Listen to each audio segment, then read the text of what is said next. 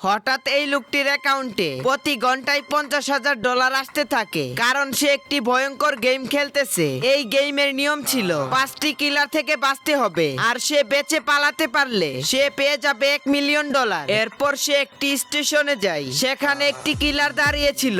সে দৌড়ে ট্রেনে উঠে যায়। এরপর সে একটি চার্জে লুকিয়ে পড়ে, কিন্তু সেখানেও একটি কিলার ছিল। হঠাৎ কিলার তার উপর হামলা করে বসে, কিন্তু সে কিলার মনে করে আরেকজনকে মেরে ফেলে। তখনই দেখে কিলার তার সামনে দাঁড়ানো। এরপর সে পালাতে যায়, তখনই দেখে গেট লক করা। তখনই কিলার তার উপর হামলা করে বসে। এক পর্যায়ে কিলারের হাত গেইটে আটকে যায়। সে সুযোগ বুঝে কিলারকে কয়েকটা ঘুষি মারে, আর যখনই এইখান থেকে পালিয়ে যাবে তখনই কিলার তার পায়ে আঘাত করে। এরপর সে স্যানিটাইজার দিয়ে তার পা পরিষ্কার করে, আর সে পালাতে গিয়ে হঠাৎ পড়ে যায়। এদিকে আরেকটি কিলার তার লোকেশন ট্র্যাক করতেছে। এরপর সে একটি সুপারমার্কেটে যায়, আর সেইখান থেকে কাপড় চুরি করে। যখনই কিলার সেইখানে পৌঁছায়, এত মানুষের ভিড়ে কিলার তাকে খুঁজে পায় না। তখনই দোকানের মালিক তাকে দৌড়ে এসে ধরে ফেলে। তখনই কিলার তাকে দেখে ফেলে। এরপর সে দৌড়ে একটি গাড়ির পিছনে লুকিয়ে পড়ে। সে ভাবে গাড়ি থেকে নামতে হবে। এরপর সে পেট্রোল পাম্পে নেমে যায়,